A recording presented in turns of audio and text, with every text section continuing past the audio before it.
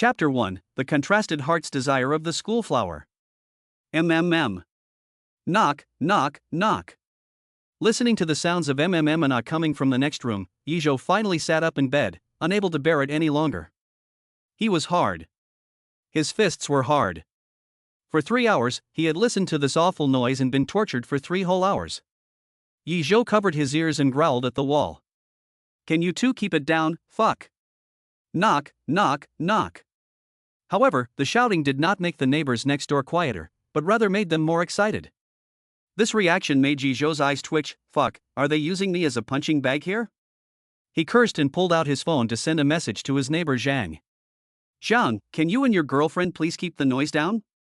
I have classes tomorrow, and you two have been going at it since 8 p.m. Soon, Yizhou got a reply. You must have heard it wrong. I started my night shift at 6 o'clock. Wait a minute, holy shit. WeChat transfer of 666 yuan. Azhou, collect the money and block the door for me, I'll be right there. Yizhou looked at the message sent by Zhang Degu in the chat box, and after a brief moment of confusion, he quickly reacted. Then a strong sense of mission came over him, and he quickly replied. Don't worry, brother, I'll fight for you. Half an hour later, Yizhou successfully helped Zhang Degu catch his cheating girlfriend, and Zhang Degu went directly to the police station with his girlfriend and mistress. Yizhou, wearing slippers, used the money Zhang Degu gave him to pay for the door to buy a late-night snack from the convenience store at the entrance of the community. Hello, that's 65 yuan in total. Scan WeChat. After Yizhou walked out of the store with the convenience bag, he directly tore open the bag and put the popsicle in his mouth. Oh, tomorrow morning is the 50-day sprint to the college entrance exam speech. I haven't prepared the speech yet. I'll prepare it while eating my late-night snack. Yizhou thought to himself, and looked up to see the black Maybach parked at the entrance of the residential compound. Yizhou glanced at the car as he walked past, then turned into the apartment building and got into the elevator, pressing the button for the 10th floor. Ding! The elevator dinged when it reached the 10th floor, and the door slowly opened. Yizhou's popsicle fell directly to the ground. He opened his mouth wide and stared blankly ahead. In front of his door, there was a girl standing. Next to the girl was a large suitcase, the color of which Yizhou did not see clearly at all. Because his gaze was completely attracted by the girl's pair of fair and slender legs. White, really white. Just as Yizhou was staring blankly, the girl also heard the sound of the elevator and the popsicle falling to the ground, and she immediately turned her head. Under the girl's long, black, silky hair was a face of extreme delicacy, except that her eyebrows and eyes were cold and deep, with an air of aloofness. When she turned her head and saw Yizhou, her cherry lips parted slightly, and her cold expression finally changed. Yizhou. And at the same moment, after Yizhou saw the other person's face clearly, he subconsciously blurted out. Lin. Lin Qianyue? Lin Qianyue, the recognized school beauty of Bayan No. 1 High School. It is said that her family is extremely wealthy and that they do business in Shanghai, but Lin Qianyue is extremely aloof towards outsiders, and there are very few people in the entire school who can speak to her. But coincidentally, she and Yizhou are both students in the 3rd year, 5, class of Bayan No. 1 High School. Therefore, Yizhou happened to be one of the people who could occasionally speak with Lin Qianyue. It was just that Yizhou never expected to meet Lin Qianyue in front of his own home in the middle of the night. What was this called? Fate. It was incredible. After a brief moment of surprise, Yizhou quickly got out of the elevator and, incidentally, hid his impolite gaze. He looked at Lin Qianyue and asked. Lin Qianyue, what are you doing, standing in front of my home in the middle of the night? Your home, the front door? Lin Qianyue's eyebrows flicked slightly, and she looked sideways at the door in front of her, before asking Yizhou. Isn't this 1003? Cough cough, the opposite household is 1003, this is my home, 1001. Yizhou pointed at the door opposite his own. The apartment complex where he lived was a bachelor apartment with 1 bedroom and 1 living room, and there were 3 households on each floor. Yizhou lives in 1001 on the far left, and Zhang Degu lives in the middle one, 1002. With Yizhou's instructions, Lin Qianyue nodded slightly. Oh, then I got it wrong. Hee, I did it on purpose, otherwise how could I talk to you? The house number is so obvious, how could I not know that the opposite is 1003, haha. Yizhou froze, and he looked at Lin Qianyue in surprise. He noticed that her expression was still cold and indifferent, and it seemed that she had not spoken those words. Yizhou suspected that he had heard things, as he had been doing too much homework. Shaking his head, Yizhou asked. Well, nothing, Miss Lin. Does 1003 belong to a relative or friend of yours? But I remember that 1003 has never been occupied. No one lived there before, but from now on, 1003 will be my new home. Lin Xianyue said coldly. New home? Yizhou's mouth opened slightly, and his eyes widened. What does that mean? Lin Xianyue is moving in next door? Before Yizhou could say anything, Lin Xianyue's voice rang out again. Hey, Yizhou, we're going to be neighbors. But, at this late hour, you're not even at home, and you're going out. Don't you know that it's dangerous for a boy to go out alone at night? Yizhou's heart trembled, and his pupils contracted slightly. He looked at Lin Xianyue incredulously. Because Yizhou was 100% sure that when those two lines appeared, Lin Xianyue's rosy lips had not moved at all. But the voice was clearly Lin Xianyue's. The most important thing was, how would Lin Xianyue, who was as cold as ice, speak in that tone of voice? This was a bit too contrasting, wasn't it? So, what's going on? After hesitating for several seconds, Yizhou still didn't understand what was going on. He simply stopped thinking about it, smiled, and said to Lin Xianyue, Lin Xianyue, starting today, you are my new neighbor.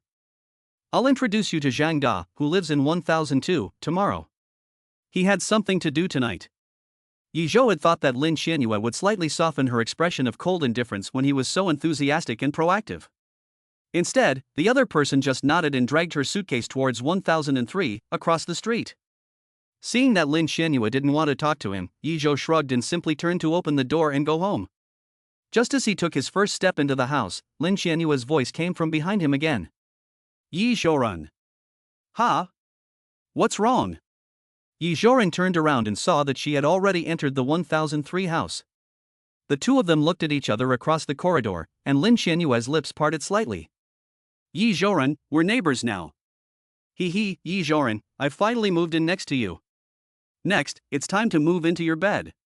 Chapter 2, She is 100 million points cute. Yizhou? Yizhou looked at Lin Xianyue, who had an expressionless face, and suddenly he had a wild guess. It seemed that he could hear Lin Xianyue's thoughts? Click. While Yizhou was pondering this, Lin Xianyue, who lived in 1003 across the hall, had already closed her door. Yizhou didn't hesitate much and closed his door as well. That's strange, really strange, that I can hear Lin Xianyue's thoughts. The most outrageous thing is that the voices in her heart are completely inconsistent with her usual aloof image, and she actually wants to move into my bed? This is too much of a contrast, isn't it? This is not what a high cold school beauty is like at all. She's practically a lustful idiot, and a bit like a weird girl. Yizhou sat at his desk, carefully recalling Lin Xianyue's thoughts just now, and his expression was very strange. Before, he had not failed to speak with Lin Xianyue in class. But those conversations were normal, and he had never heard her thoughts. What was going on today? The image of the cold and aloof school beauty seemed to have collapsed. He wasn't sure, so he would go to class tomorrow and see. He had to hurry and prepare his speech. It was almost 2 a.m. He had to go to bed after he was done preparing, or he would die suddenly. Yizhou has always been in the top 10% of his year at Bayan No. 1 middle school. In the last mock exam, he came in third for the first time. So at this 50-day sprint to the college entrance exam event, the school plans to let him give a speech on stage to share his experiences and study methods with other students who are about to take the college entrance exam. Yizhou puts aside his distracting thoughts and prepares the speech he will use at school tomorrow morning while eating the late-night snack he bought. 2 hours 32 minutes and 21 seconds. What the heck, it's so late. I have to get up at 6 o'clock, and I won't have much time to rest. Yizhou finished preparing the speech, looked at the time, quickly washed up and went to bed. The thought that Lin Xianyue would be his new neighbor from now on made his heart flutter. Your Majesty, it's time to get up. The whole court is waiting for you to attend the court meeting, Your Majesty. The next morning, Yizhou was woken up by his phone alarm. He quickly packed his things, grabbed a piece of bread and stuffed it in his mouth, then went out to get ready for school. Click. Yizhou had just closed the door with his school bag on his back when he saw the door to 1003 open and Lin Xianyue, wearing a school uniform, walk out. Although the thick school uniform was not as stunning as the skirt she wore last night, Lin Xianyue's figure and temperament were really good. Even the bulky school uniform did not detract from Lin Xianyue's appearance. However, her delicate face still had that cold expression, her eyes like ice. Yi Zhou swallowed the bread in his mouth and smiled, greeting Lin Xianyue. Good morning, Miss Lin, what a coincidence. Lin Xianyue nodded lightly with an expressionless face. Good morning, Yi. Of course it's a coincidence. In order to accidentally meet you, I got up at 5 o'clock to wash and then waited in front of the cat's eye to see you leave. Yi Zhou, I believe you go to school at this time every day, right? From now on, I will also go out at this time every morning and say good morning to you every day. After Lin Xianyue finished speaking, she turned around, pressed the elevator button, and walked in first. Yi Zhou, who had heard her thoughts again, was completely stunned. Wasn't she supposed to be a cool and aloof school beauty? She had only said 6 words, but his heart was racing like a crazy person. Was this right? Yi Zhou muttered a few words to himself, and hurriedly walked in the elevator the last second before the doors closed. In the elevator, there were only the two of them, him and Lin Xianyue. Yi Zhou couldn't help but glance at her sideways, and realized that no matter which angle he looked at her from, she always gave off an extremely cold feeling. He realized that the true character of Lin Xianyue, who was aloof in front of everyone, seemed to be different from what outsiders saw. Oops, Yi Zhou is looking at me. I slept a little late last night, and my face seems a little puffy. I hope Yi Zhou doesn't notice. Oh, I'm so nervous. Please don't look at me, QAQ. As Lin Xianyue's thoughts ran through her head, she pulled her collar up without making a sound. Obviously, she didn't want Yi Zhou to notice that her face might be a little puffy, just as she had thought. Listening to Lin Xianyue's whining thoughts and watching her unmoving actions to conceal her feelings, Yi Zhou couldn't help but feel a little amused. Lin Xianyue, you're kind of cute. However, it seems that she has a little different feeling for me, as if she sees me as prey? But now it seems that something is not quite right. You think I'm the prey, but is there a possibility that the real hunter appears in the manner of the prey? Yi Zhou was very confused about this. But he didn't want to ask Lin Xianyue directly. He couldn't just tell her, hey, Lin Xianyue, I can actually hear your thoughts, why are you such a weirdo? After getting off the elevator, Lin Xianyue walked straight outside the community. What, Yi Zhou, I'm leaving first, I really want to go to school with you. Wait for me, next time I'll be braver and ask you to go to school with me. You're going to school by bike alone, so be careful on the way. It was 6 o'clock in the morning in mid-April, and the sky was still gray. But from afar, Yi Zhou could see the black Maybach that he had seen last night parked at the entrance to the residential compound. As Lin Xianyue walked towards the Maybach, her thoughts drifted further and further away. Until she reached the car, where a chauffeur dressed in a black suit with white gloves got out and opened the door for her. Seeing the scene, Yi Zhou suddenly realized. It turned out to be her family's car. But her family is so rich, why did they move to the same residential community as me? Is it really like what she was thinking, that they deliberately wanted to be my neighbor? But why? Yi Zhou looked at the Maybach that had already left, and with a confused heart, he got on his bicycle and rushed to school. Because he kept thinking about Lin Xianyue on the way, Yi Zhou arrived at school 10 minutes later than usual. When he arrived in the classroom, he found that most people were already sitting in their seats and had started their morning reading. Lin Xianyue was also sitting quietly in her seat. She looked up and her eyes met Yi Zhou's. Yi Zhou distinctly saw her eyes light up for a moment before she looked away. Yi Zhou is finally here, so slow. Should I ask him to ride to school with me tomorrow morning? That way, we can spend some time together on the way. But what excuse should I use to invite him to come with me? So annoying, so annoying, so annoying. Sure enough, the next second Yi Zhou heard Lin Xianyue's thoughts chatter. He looked deeply at the expressionless Lin Xianyue. If others knew that Lin Xianyue actually felt this way, wouldn't they be shocked? And she's a little too enthusiastic towards me, isn't she? Yi Zhou returned to his seat, where his classmate and only friend Xiong Kai was sprawled out on the table, fast asleep. Xiong Kai was 1.85 meters tall, and as a student of physical education, he trained under the sun all year round. His tan skin tone made his muscles look even more defined, and he exuded a sense of pressure when standing in front of ordinary students. Now that he was sprawled out on the table, he looked like a brown bear at first glance. At this moment, the math class representative came over to collect the homework. After Yi Zhou handed over his homework, the math class representative went over to Kai Xiong and said, Kai Xiong, hurry up and hand in yesterday's math test paper. Teacher Wang is anxious to correct it and discuss it in class today. I didn't write it, so I'm not handing it in. Kai Xiong mumbled as he was woken up. The math class representative rolled her eyes, as if she was used to it, and turned to collect the homework from the other students. Yi Zhou couldn't help but complain. You brat, ever since you passed the physical fitness test, you haven't done any of your homework. You want to go to heaven. Hey, Zhou, you don't understand. This is what I call a military book with 12 volumes, each with my name in it. Xiong Kai laughed. Yi Zhou didn't say much about it, as he knew his best friend very well. As long as he maintained his current level of academic performance, he would be able to get into a top university.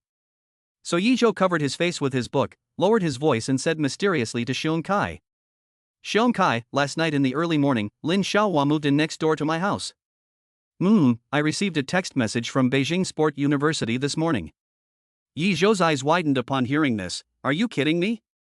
How could you be accepted by Beijing Sport University? You're the one who's joking with me. Xiong Kai folded his arms and looked at Yi Zhou with a smile. Zhou, everyone knows that Lin Xiaohua, the school beauty queen, comes from a wealthy family. She is driven to and from school in a Maybach S680. The rent in the neighborhood where you live is only 1,800 yuan a month, so how could Lin Xianyue possibly move in next door to you? I'd rather believe in me being the first emperor of China than believe in you. Chapter 3, The 3 Biggest Illusions in Life. No, Lin Xianyue really did move in next door to me. Right. Seeing the look on Xiong Kai's face, which showed that he just couldn't believe it, Yi Zhou let out a sigh and stopped trying to explain. From Xiong Kai's perspective, this was indeed something that sounded too good to be true. After all, Yi Zhou was also puzzled as to why Lin Xianyue, who was obviously so wealthy, would want to move into his neighborhood. Okay, Zhou, you're going to give a speech at the assembly after morning break today. I hope your speech isn't too long, said Xiong Kai. Yi Zhou shook his head. It's only a few hundred words, and I'll be done quickly. Okay, I'm going to take a nap first. If the teacher comes to check on us, just wake me up. Okay. Morning reading passed quickly, and the first class on Monday morning was physics. The physics teacher, wearing thick glasses, walked in with a textbook under his arm and a cup of hot tea in his right hand. The posture of a standard middle-aged teacher. The physics teacher took a strategic sip of tea and slowly said, Class, turn to page 42 in your exercise books. Today we will review the motion of charged particles in an electric field. Yi Zhou woke up Xiong Kai, who was still sleeping, and then bent down to start writing the exercise. When it comes to physics, Yi Zhou is arguably the best in the entire grade. He has already fully mastered the content covered in class today. Halfway through the class, the physics teacher suddenly said, Yi Zhou, come up here and explain this question to everyone.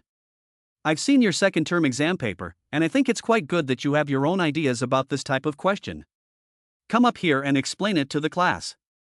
Okay. Yi Zhou nodded and put down the pen in his hand.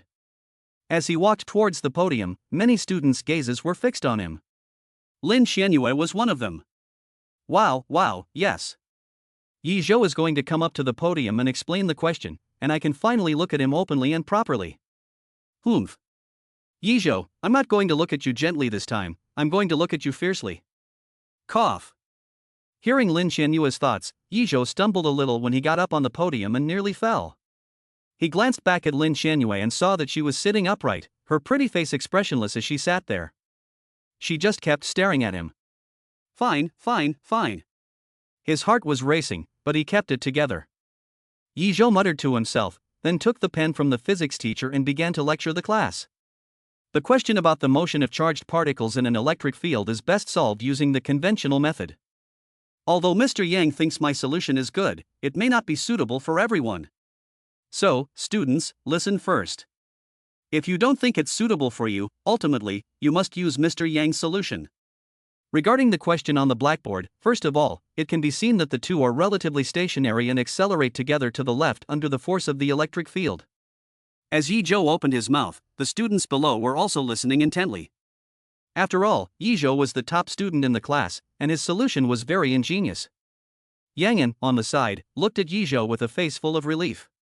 This kid, Yi Zhou, his solution was obviously simpler than mine, and he was still so humble after going up to the front of the class. With good grades and high emotional intelligence, he will definitely be an absolutely outstanding presence in society in the future. Yang is very optimistic about Yi Zhou. But when he thinks about Yi Zhou's family background, he can't help but let out a sigh. Yi Zhou is seriously explaining his solution to the students in the audience, completely absorbed in it. Occasionally, he glances in the second row and sees Lin Xianyue. Yi Zhou is so handsome, with his high nose and defined jawline. Sigh. Sigh. My mouth is watering. Yi Zhou is really worthy of the name. His solution is simpler than Mr. Yang's. So handsome, I love him so much. /////omega/////// Yi Zhou? Lin Qianyue's thoughts kept entering Yi Zhou's ears, and his facial muscles couldn't help twitching. Hey. Lin Qianyue, you're always talking about old dog literature. You're either the top student in the class or I am, and there's not much difference between our levels, is there? You're just trying to flatter me, aren't you? Yi Zhou's head was filled with dark lines. While he was explaining the problem, he was forced to listen to Lin Qianyue's inner thoughts of infatuation. Moreover, he could clearly feel that there was a pair of beautiful eyes in the audience looking at him uninhibitedly. Damn it! Even though he was clearly wearing clothes and pants, it felt like he was wearing nothing at all. After Yi Zhou finished his lecture and returned to his seat, Yang Yan began the next part of the lecture. Yi Zhou couldn't help but glance in Lin Qianyue's direction. He noticed that the other person happened to be looking back at him as well. The two locked eyes for a second across several rows of seats, and Lin Qianyue turned her head back to continue listening to the lecture as if nothing had happened. But the next second. Aha! I locked eyes with Yi Zhou. My face is so hot, fortunately he didn't see it. But he was looking at me. Yi Zhou's expression changed, and he noticed that Lin Qianyue's ear, which was naturally white and tender, was reddening at a speed visible to the naked eye. If he were standing in front of her right now, he would definitely notice that her face was much redder than usual. This made Yi Zhou think of a saying. A young girl's blushing face is more eloquent than any words of love. Therefore, combining all of Lin Qianyue's heartbeats from last night until just now, a strange thought sprouted in Yi Zhou's heart. Lin Qianyue likes me? But why? Yi Zhou stared at Lin Qianyue's back, full of doubts. He didn't feel that he had anything particularly outstanding that could make a school flower like Lin Qianyue fancy him. But if Lin Qianyue didn't like him, then how could her flower crazy heart be explained? Not sure, let's take a look again. After all, there are 3 major illusions in life: my phone is vibrating, I can counterkill, and she likes me. Yi Zhou felt a burst of sadness. After 2 classes in the morning, it was time for the big recess. Originally, the morning exercise was to be done during the morning break, but since today was the 50-day briefing for the college entrance exam, the exercise was cancelled. After the whole school had formed ranks according to their class positions, the school leaders began to speak on stage in turn. Then it was Yi Zhou's turn to go up and speak. Hello, respected teachers and students, I am Yi Zhou from Class 5 of Grade 12. I am honored to be here today. And will speak according to the prepared speech. After about 15 minutes, Yi Zhou finished his speech and stepped down from the stage, greeted by thunderous applause. Is that Yi Zhou, the third-place senior in the class? He's a little more handsome than I expected. Isn't that a bit embarrassing? Our school is full of guys who are handsomer than Yi Zhou. But he's a good student. Where are those guys? I thought all the nerds looked the same, with thick glasses frames, trademark crew cuts, and a key hanging from their chest on a red string. Yi Zhou is a breath of fresh air. When Yi Zhou stepped down from the stage, I could clearly see that among the crowd below, a handsome guy with a crew cut silently put away the key from his chest. Then the orientation continued for another half hour, and it was time for lunch break.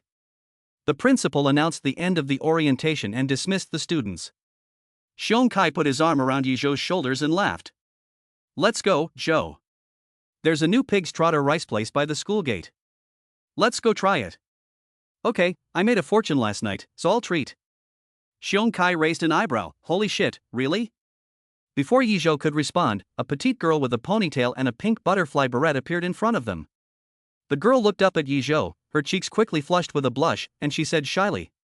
Senior Yi, I'm Li Xiaoya from Class 8, Grade 2. I just listened to your speech, and I feel especially inspired. So, I'd like to ask you for some advice on studying. Can I add you on QQ? Air. Yi Zhou froze. It wasn't that he hadn't been asked for contact information by girls before. It's just that this girl is the first to dare to ask him for his contact information in front of everyone. Xiong Kai was the first to react, giggling and poking Yi Zhou. Ah Zhou, what are you still doing? The schoolgirl is asking you for your QQ. Oh, my QQ. Yi Zhou froze for a moment, subconsciously preparing to recite his QQ. But before he could finish, he felt a murderous aura coming from behind him.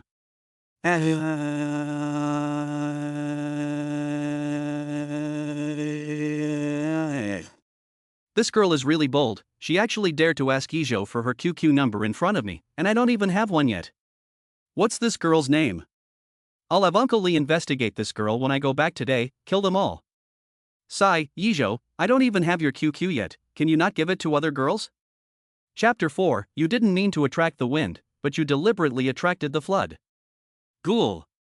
Ijo felt a strong sense of murder behind him, and the words on the tip of his tongue came to a sudden halt. He swallowed, and looked back.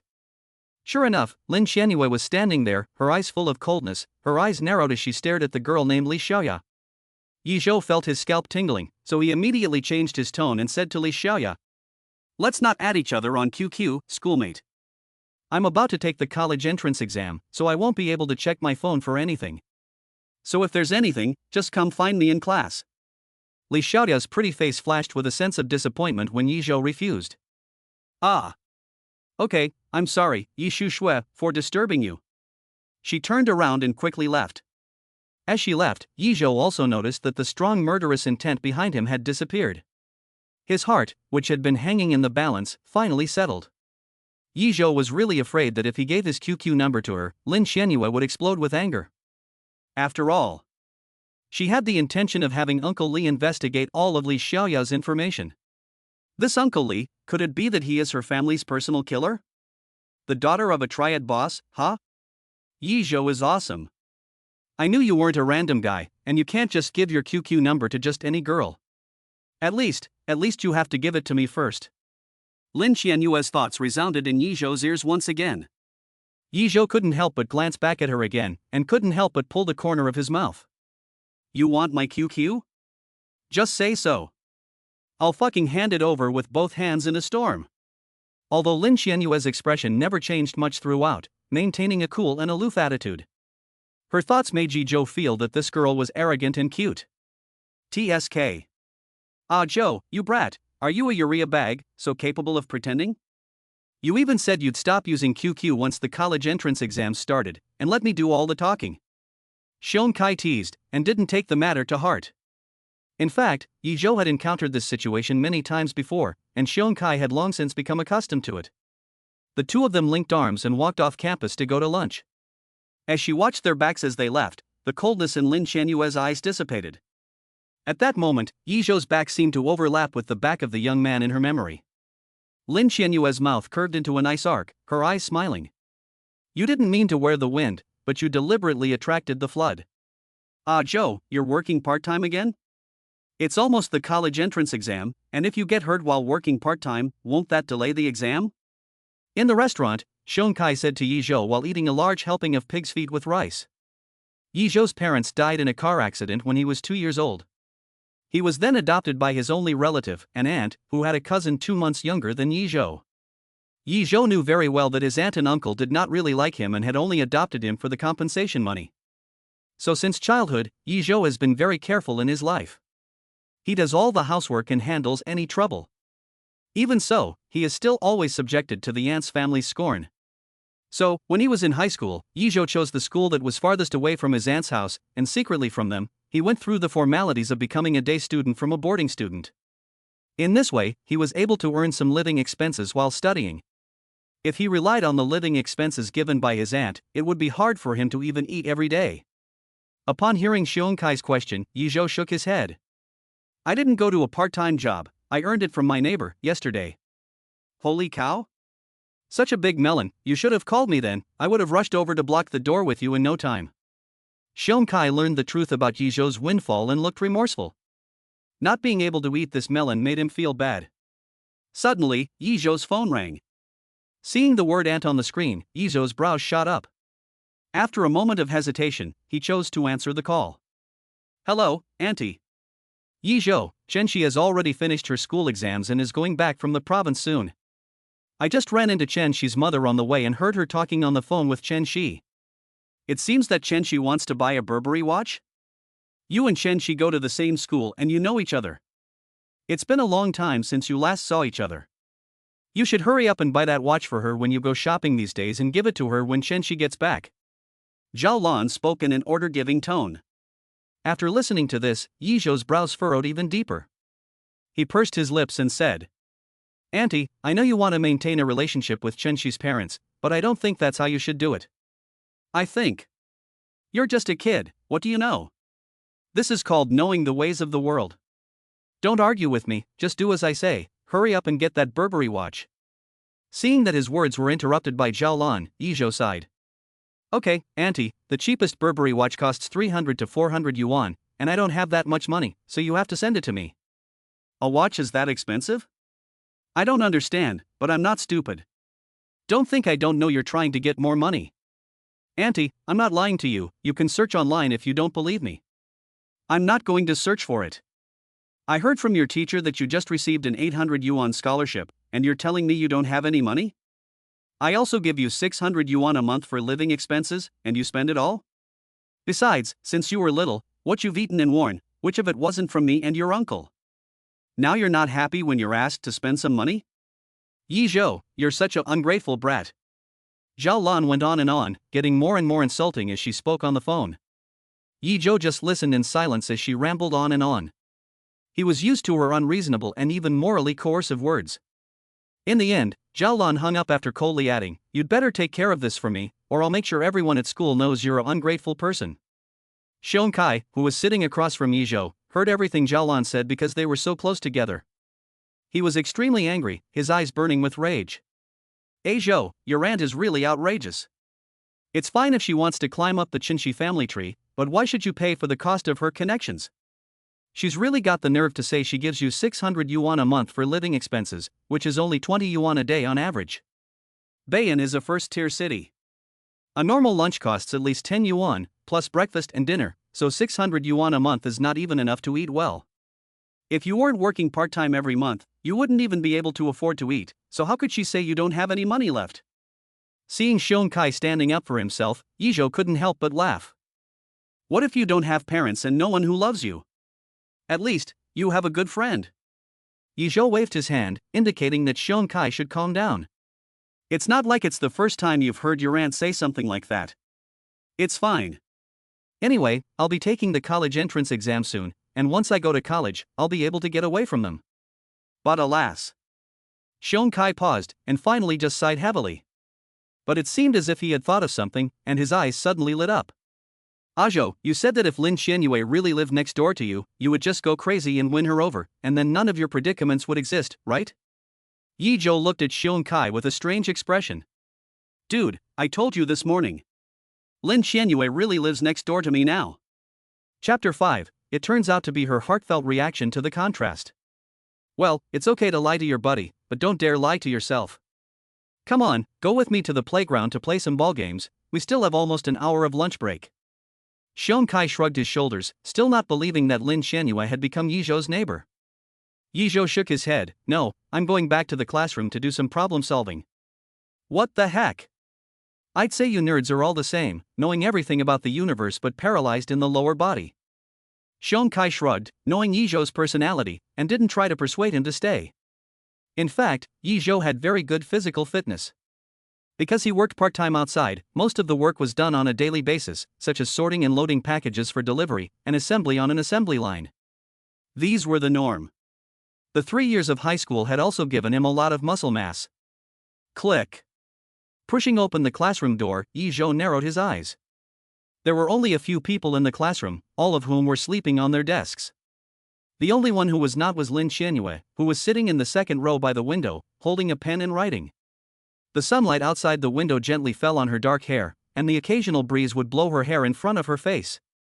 But she didn't seem to care, and was fully engrossed in the exercises in front of her. Her profile was soft and delicate. Her brows would occasionally furrow slightly as she worked, revealing a hint of seriousness and persistence. This dreamlike scene made Yi Zhou look a little dazed. Lin Xianyue looked as if she had stepped right out of a painting. Lin Xianyue also heard the sound of the door being pushed open, and she subconsciously looked up towards the door. The next second, Yi Zhou is back. "Everyone else in the classroom is asleep today, it seems like only he and I are awake right now, should I go up and say something to him? But I'm a little scared of society, or what should I say?" Lin Xianyue, why are you so timid? Aha, he is Yizhou, not a stranger. Yizhou couldn't help but laugh secretly. Lin Xianyue, the school beauty queen, who is as cold as an iceberg, has a little too much mental activity. At the thought that Lin Xianyue always dares only to whisper in her heart, Yizhou simply took the initiative to walk towards her. Lin Xianyue saw this scene and her expression changed slightly, and her brows couldn't help but frown. Yizhou is walking towards me? Lin Xianyue, this is a good opportunity to talk to Yizhou, so be proactive. Ignoring her thoughts, Yizhou spoke first. Lin Xianyue, after you go home from studying tonight, I'll introduce you to Zhang Da, who lives in 1002. He should be at home resting tonight. Okay. Lin Xianyue nodded blankly. Yizhou gave a nod and returned to his seat to start working on the problems. As soon as he sat down, Lin Xianyue's heart started racing. Yizhou took the initiative to talk to me. Counting this should be the 7th time he took the initiative to talk to me since I transferred to number 1 high school in my 3rd year of high school. He wants to introduce me to Brother Zhang after evening study? That's not important. It doesn't matter if it's Brother Zhang, Brotherly, or Brother Wang, the important thing is that I can still meet Yizhou alone after I go home tonight. Hearing this, Yizhou couldn't help but look up at Lin Xianyue with a strange look in his eyes. No way, she even remembers how many times I've spoken to her? The afternoon classes passed in the blink of an eye, and then it was time for evening study. As evening study was about to end, a deafening rumble broke the quiet atmosphere of the evening study. Boom! Everyone looked out the window and saw lightning streaking across the sky and raindrops falling. In the blink of an eye, a heavy rainstorm had set in. Damn it! Why is it raining again? Didn't it just rain at the beginning of the month? You're not living in Bayan for the first time. It's like this every year at this time. Sigh. I didn't bring an umbrella, I'm going to get wet again tonight. The students in the class were wailing in unison, and Xiong Kai couldn't help but complain to Yizhou. This is annoying, I didn't bring an umbrella either. I just washed my school uniform last night, and I'll have to wash it again tonight when I go home in the rain. I won't be able to play ball during this vacation either. Let's go to the esports hotel and play games? One last blast before the college entrance exam. Are you serious, bro? Why are you being so cold? Xiong Kai then realized that Yizhou was just being perfunctory. He let out a disgruntled grunt. He had thought Yizhou was just being perfunctory because he was writing. But when he looked over, he saw Yizhou staring intently ahead. Following Yizhou's gaze, he noticed that he had been looking at Lin Xianyue. Zhou, what's wrong with you today? You've never been so interested in Lin Xianyue before. You little brat, you're not falling for her, are you? Oh no, I was just thinking about something. Yizhou shook his head and withdrew his gaze. The sudden thunderclap just now made Yizhou realize something he had never noticed before. Since he could hear Lin Xianyue's thoughts, he should be able to hear the thoughts in her head about solving problems when she was listening to the lecture, sitting in the classroom so close to her. However, from morning until evening study period, he had never heard a single sound. He had not even heard Lin Xianyue's thoughts on other things. Yizhou quickly deduced from the previous situation. I can only hear Lin Xianyue's thoughts that contrast with her cold personality. I can't hear any of her other thoughts. Good grief, that makes so much sense. If I could hear all her thoughts, I would only need to run up to her and ask, "What's the password to your safe at home?" and she would subconsciously mumble the password in her mind, so I would be able to reach the top of my field without any effort. As Yizhou was pondering, the bell rang at the end of the class. Ding dong dong. The day students all started to pack their bags and prepare to go home. Yizhou was on duty today. After he finished cleaning and went to the bicycle shed to get his bike, there were not many students left in the school. Yizhou calmly took out his umbrella from his bag, pushed his bicycle and planned to go home. He was used to always having an umbrella with him. But as soon as he took a step, Yizhou saw a familiar figure standing in front of him. It was Lin Xianyue. She seemed to be on the phone with someone, and her expression looked a little unpleasant. Uncle Li, are you sure you can't come? I'm really sorry, miss, but it's raining really heavily tonight, and there have been several car accidents on the road. I'm stuck in traffic and can't get through. You should take a taxi and go home first, I don't want to keep you waiting. But it's hard to get a taxi from the school. Well, Then, miss, please wait a little longer, I'll come and pick you up as soon as I can. Well, then, Uncle Lee, please hurry, there's not much traffic left at the school, and I'm a little scared to be alone. After Lin Xianyue hung up the phone, she looked up and saw Yi Zhou, who had appeared before her at some point. A flash of surprise crossed her eyes. Classmate Yi? Woo-woo, Yi Zhou, you've finally come. I'm so scared to be alone, all the other students have gone home, and I feel a little less scared just standing next to your bike. Yi Zhou had heard the entire conversation between Lin Xianyue and the driver. Sorry, I heard you talking on the phone just now. Is it that your driver can't come and pick you up right now? Lin Xianyue was momentarily stunned, but then subconsciously nodded. Yes, Uncle Lee is stuck in traffic. Yi Zhou heard Lin Xianyue's heart-wrenching whimpering. She was obviously terrified. When her driver comes to pick her up, she'll be terrified to death, right? After a moment's hesitation, Yi Zhou tentatively asked. You'll be going back to your apartment tonight, right? If the driver can't come for a while, I can take you back there on my bike if you don't mind. I've got an umbrella with me. Would that be a bother? No bother at all. You can hold the umbrella for me from the back. Yi Zhou finished speaking, and he saw Lin Xianyue's eyes become happy. Wow! Yi Zhou is going to take me back with him, I can ride on his bike. Hold the umbrella for you, right? I can do that. Yi Zhou couldn't hold back his laughter and continued. Lin Flower Girl, do you want to go back with me first? Of course, if you mind, just forget it. No. I'll go back with you. Seeing that Yi Zhou seemed to be leaving, Lin Xianyue, in her excitement, grabbed Yi Zhou's hand. This came as a big surprise to Yi Zhou. It was clear that Lin Xianyue was really a bit anxious. Yi Zhou handed Lin Xianyue her umbrella and earnestly instructed her. Okay, then sit tight in the back. Hold the umbrella with one hand and grab my clothes with the other, don't let go or you'll fall. Then I'll let Uncle Lee know not to come to school to pick me up. Okay, then you send it.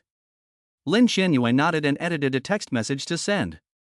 When Yi Zhou wasn't looking, she curled the corner of her mouth into a nice arc.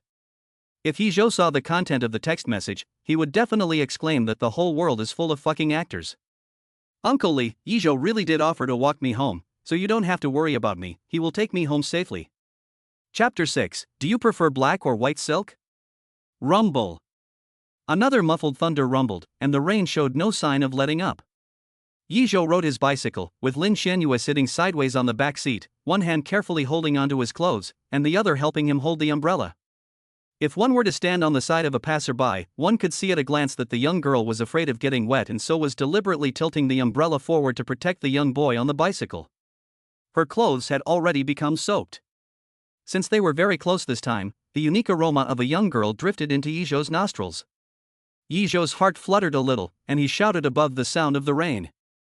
Lin Xianghua, you must hold on tight, I can't afford to pay for any damage you get in a fall. Don't worry, I won't fall. Of course I'm holding on tight, I'm even thinking about holding you directly. It's fine if you fall, then I'll have a reason to be with you. You can't afford to pay for it?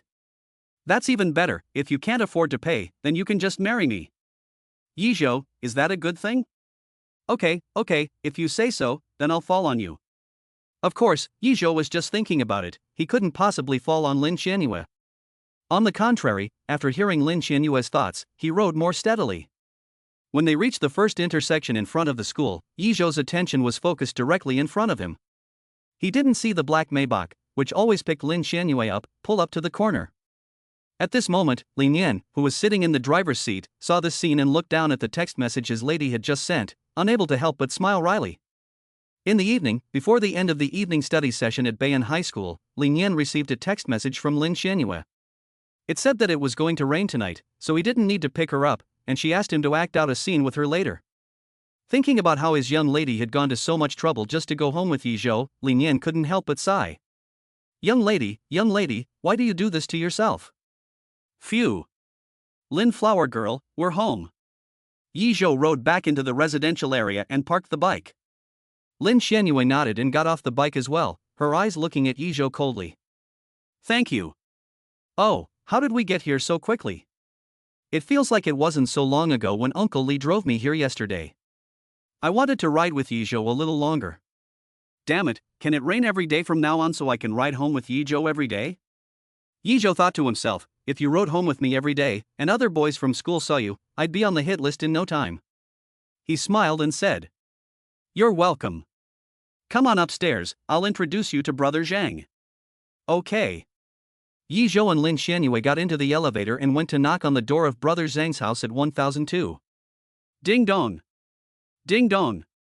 They rang the doorbell several times, but there was no response. Yizhou couldn't help but hiss, "That's strange, Brother Zhang worked the night shift yesterday, so he should be off today. Why isn't he home?" Thinking about this, he sent Brother Zhang a WeChat message. "Brother Zhang, you're not home? Sorry, Zhou, I forgot to tell you. I moved out during the day because the thought of my ex-girlfriend in my bed with another man makes me sick. Zhou, good luck in the college entrance exam, we'll meet again in the world of the living."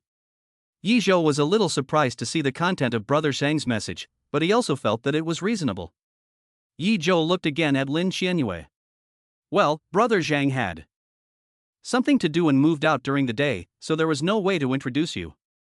Lin Xianyue's beautiful eyes brightened for a moment, and then she nodded slightly. Oh, then if there's nothing else, I'll go home first. Thank you tonight. After Lin Xianyue finished speaking, she turned and walked towards 1003. And her thoughts also followed. The resident of 1002 has moved out. So in the future, the entire 10th floor will just be Yizhou and I? That's great. I'll call Uncle Li right away and ask him to rent 1002 as well. Then no one will disturb Yizhou and I can do whatever I want with him.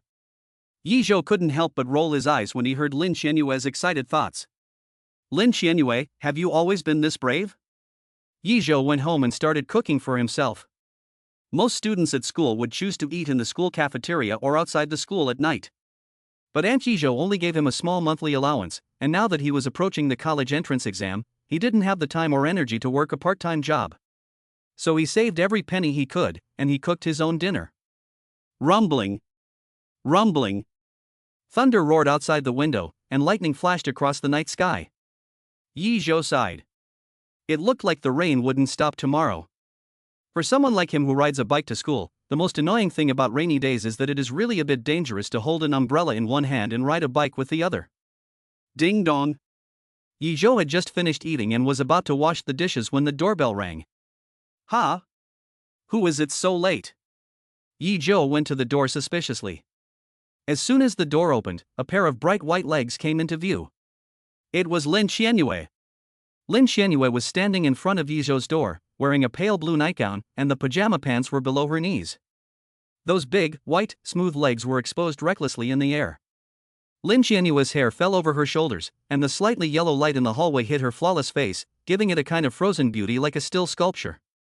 There was a hint of unease in her usually cold eyes, and her red lips were slightly open. Yi Zhouren. Lin Xiang, is there something wrong? Is this a convenient time?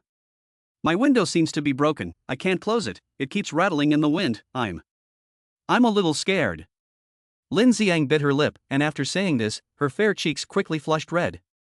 Lin Xiang, you're so timid, Yi Zhouren will definitely think you're a nuisance. But I'm really scared, I always feel like something's about to crawl in through the window. Yi Zhou shifted his gaze from Lin Xianyue's legs. It seems that the screw has rusted and jammed. If you don't mind, I'll go take a look and see if I can fix it.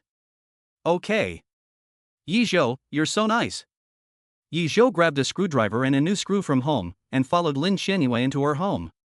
As soon as they entered, Yi Zhou smelled the same scent as Lin Xianyue's. The decorations were not as extravagant as he had imagined. Lin Xianyue had probably just moved in and had not had time to decorate. Lin Xianyue pointed in the direction of the balcony. It was the balcony window. Okay, let me see. Yi Zhou found the faulty window and discovered that it was indeed jammed by an aging screw.